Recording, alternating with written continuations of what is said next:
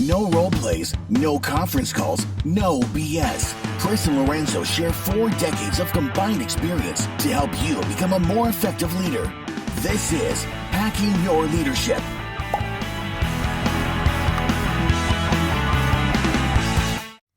Hey everyone, this is Chris. And Lorenzo. And welcome to our Best of Saturday series. Now that we have hundreds of episodes, we get a lot of listeners asking us where to start. So we'll be selecting some of our most popular episodes to share each Saturday from our years of podcasting. We hope you enjoy it. Welcome to Hacking Your Leadership. I'm Chris. And I'm Lorenzo. And Lorenzo, on this episode, I want to talk about a LinkedIn article that I saw that I just really, really loved. And it just got the kind of the juices flowing in terms of what I was thinking about. I have a lot of history with this kind of topic here and the conversations I've had with people. You and I have discussed it many times, kind of in general and in different contexts. But the title of the article is called How to Find a Job You Love. And it was published about a week ago on LinkedIn by Andrew Seaman, who's the senior editor for job search and careers at LinkedIn News. And we'll post a link to the article in the podcast description if you want to check it out. It's definitely worth doing it. It seems like a rather kind of like, boring. It's not clickbaity. It's how to find a job you love. Great. Well, we all want to love our jobs, right? I've done jobs in the past that I loved. I've done jobs in the past that I didn't like. I think it's very rare to find a job where 100% of the time you're doing something that you love. The people who have found that, I think I envy them.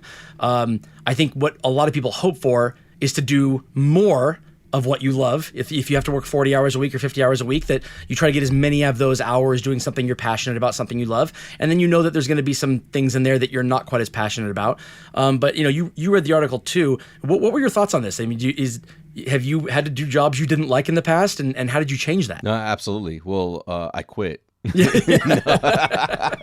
you go.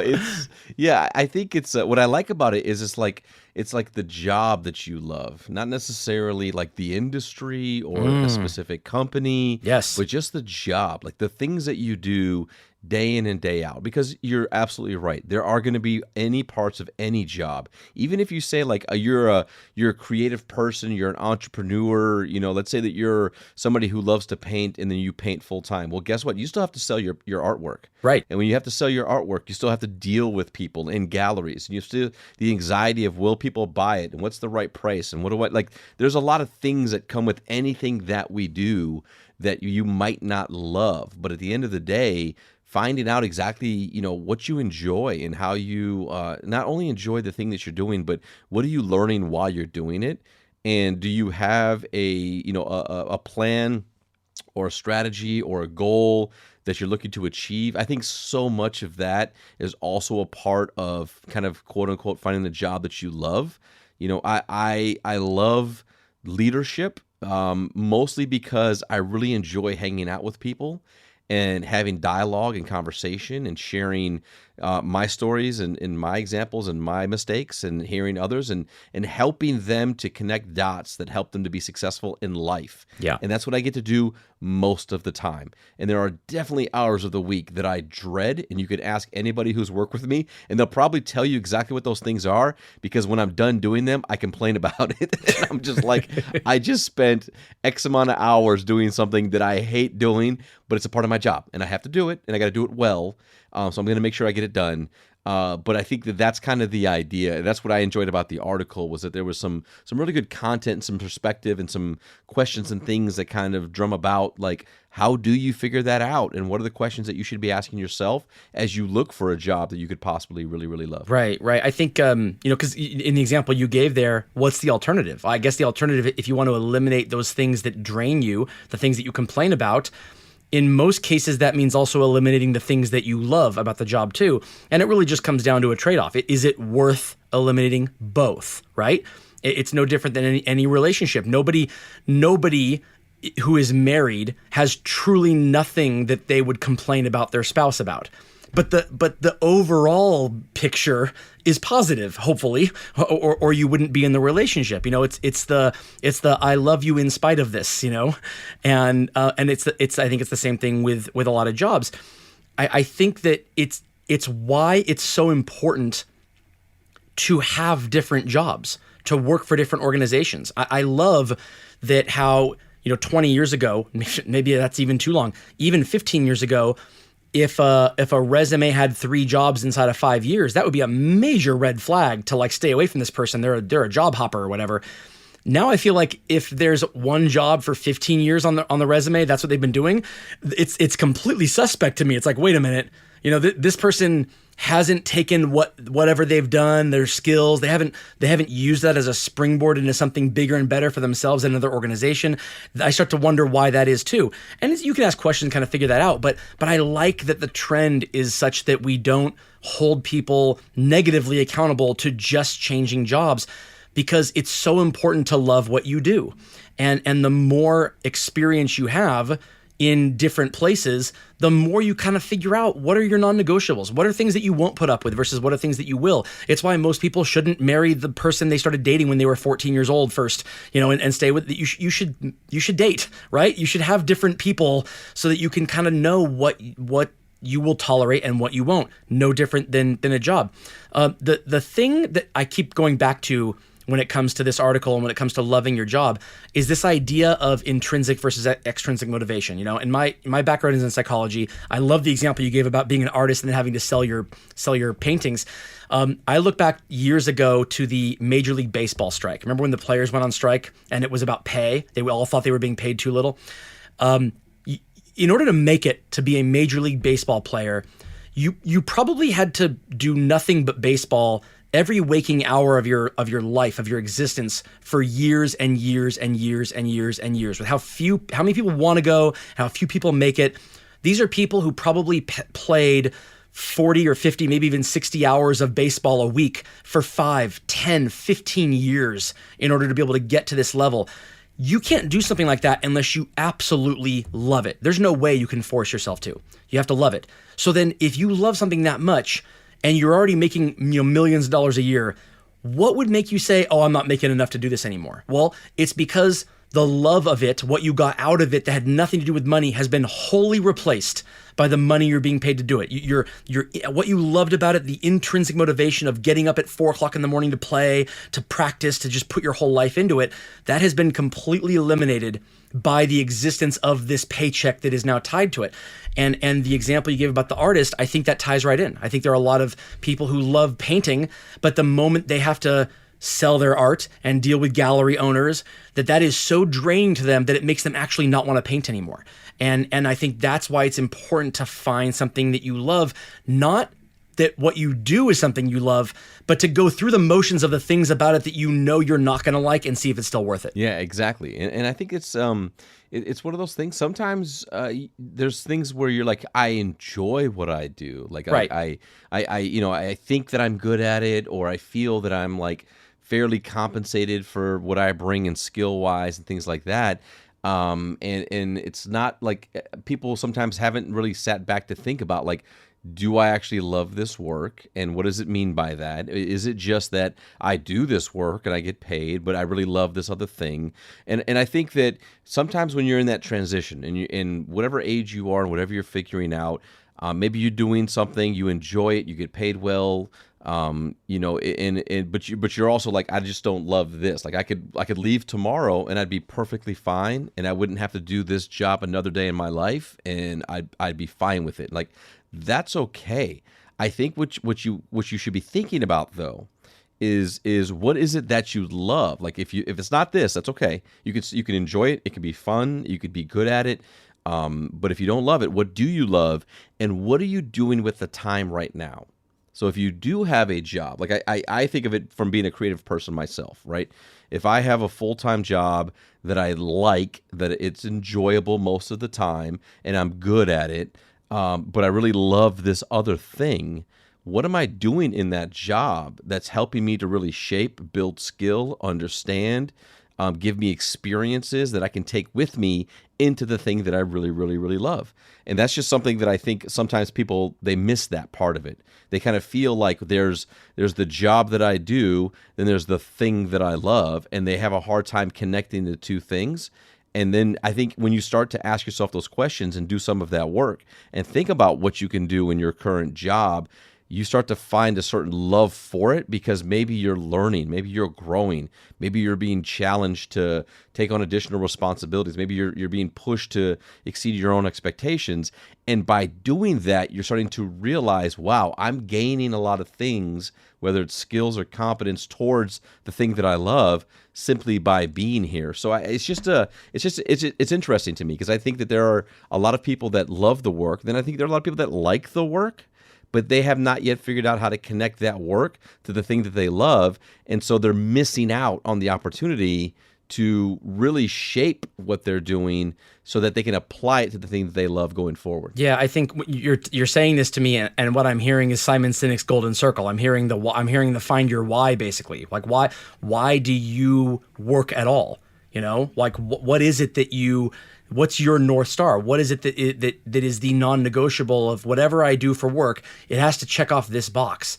And if you don't start with defining that for yourself, it's going to be really, really hard to find a job that you love because you're in essence just trying things out, and then and you're only able to define whether a job is good or bad for you in the context of how it relates to another job, but not in the context of how it relates to what you've defined for yourself as that thing that is so important to you.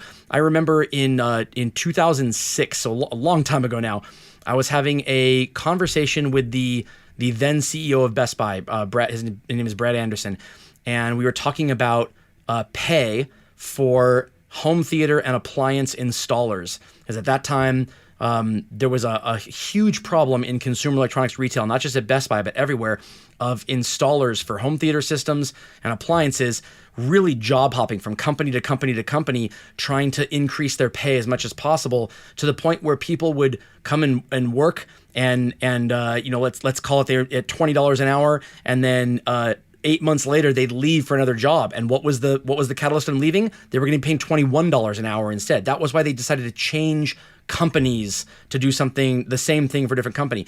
If a person is willing to do that for a 5% pay increase after only being with a job for a certain number of months, that is their thing. It's the money. That is the thing. That's what it's become because of their lack of ability to define what it really is. And we had a really robust conversation around this concept of if you've never known a job that you truly, truly love, it's really hard to say whether you love a job. It's like, how do you say whether or not you ask somebody, have you ever been in love? If they go, I think so. Nope, you haven't. Right? Like if you just think you have, then you haven't.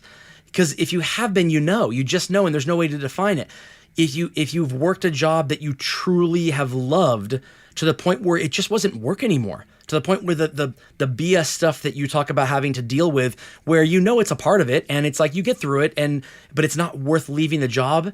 If you're to that part in your life where you have something like that, or you've ever had something like that, you know what it is that you can't compromise on, and you know what it is that is your why, or what is the thing that really just drives you, the thing that means that, I know I have to work for 40 years before I can retire or whatever it is. I have to be able to do this, otherwise I'm going to burn out in 5, not in 40. And I think there are so many people out there who've never had a job that they loved. They've just had jobs that they tolerate, or jobs that they can't wait to leave and go home. It doesn't kill them, it's fine. It is what it is. But it's not something they love, and it's so important to experience that. But it is a double-edged sword, because once you experience it, it's so hard to do anything different than that.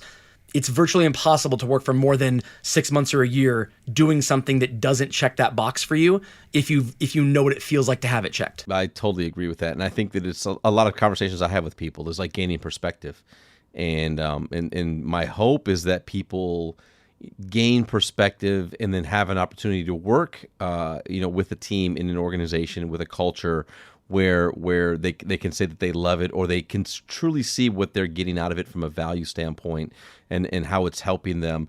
But there are a lot of times where people have done it for a long time, or they've replaced the love for what they've done with either the pay or the comfort of having the job, or whatever the case is. But I think just in life in general, you have to have that. It is. I can't imagine like having the first job be the one that you love, because I don't think you really understand that until you're gone. Like, I think it's super hard to have your first experience be something where where it is something that you really, really, really enjoy and that you say that you love. I don't know that you can say that that's the case. It's kind of like what you're saying about relationships is like, okay, you have the first relationship and you say that you're in love, but it's really probably not until maybe the second or third relationship where you start to actually understand what that means and what it feels like and what it actually is. For most people, I don't know. It's always like when you side eye people, where it's like, oh, we met when we were 14 and 15, and now we're married, and you're just kind of like, okay, like good for you, right? Good for you, but maybe it's just like you just don't know, and maybe it is a perfect thing. I don't know. Sure. But it's the same thing in work, though. It's just kind of like I truly believe you have to have some elements of perspective to then be able to have the comparison of a job that you like, a job that you definitely don't ever want to do again, and then the job that provides you the time to do the things that you really love. I also think that it is something that comes with just experience. And I was going to say age, but it's not age. It's just experience. And you can have that experience in it might take you 3 years, it might take you 10 years, but the experience of just I guess what it is patience. It's experience that brings you the patience to understand that you won't be able to accurately answer the questions of whether or not you love a job until you've done it long enough to know what it is that the job is, whether or not it checks that off. And so I think if you're job hopping every 6 months or a year, there better be some really compelling reasons. Like there needs to be something that like, oh, this company was expecting me to do something unethical. Great, get out of there. Whatever it is that you have non-negotiables, you shouldn't compromise on them. And if you have the courage to be able to not compromise on them and leave an organization because of it not hitting those things, then more power to you. But if it's not doing any of that, if it's just that you're not sure whether or not you love it, you don't need to fall head over heels in love with a job on day 2 in order to say, oh, this is what I'm going to do for the rest of my life.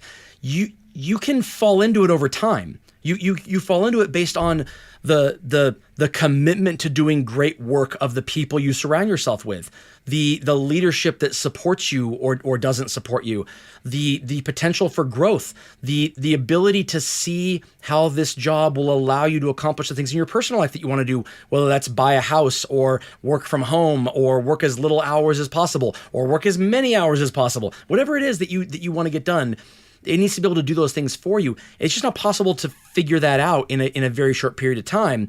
And I think that the longer I've been in the workforce, the more I just kind of like, we say the words trust the process. That's what it comes down to. It's trust the process, that if nothing is, it's like we go use the dating references. I don't know that I necessarily want to marry somebody after the first date, but I definitely know whether or not I want to have a second date.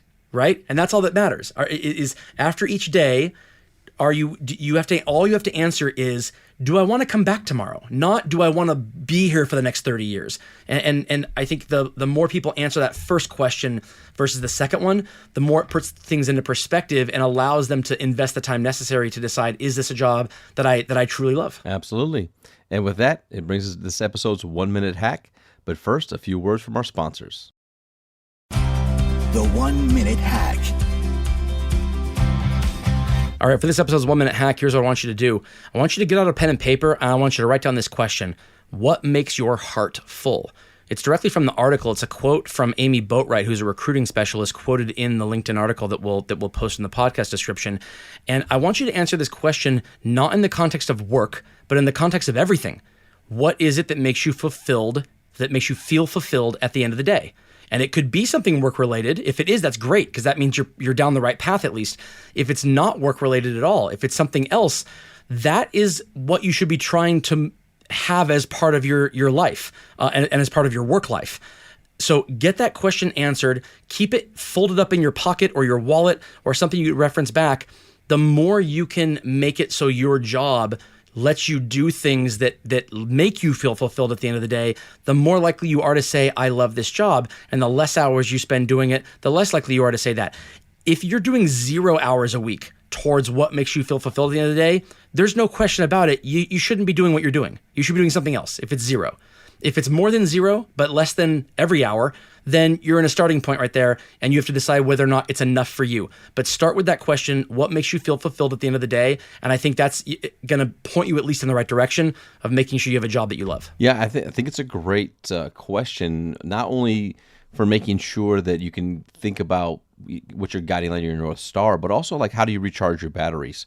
Because I think that that's part of what I see in my career, my jobs, is that there are those times when you're doing things that, like I said, we say that, oh, we hate to do it. We don't really mean that we hate it. It's just draining. It's just something that you don't really want to do. It doesn't give you energy, right? But you also accept that it's a part of your job. But by knowing what fulfills me, by knowing what gives me energy, by knowing what reminds me about the job that I really love, and making sure that I add those things in, especially on those days when maybe you're having to spend some time kind of being drained in the work, finding the places to recharge yourself and find the energy back is super helpful in balancing out the day.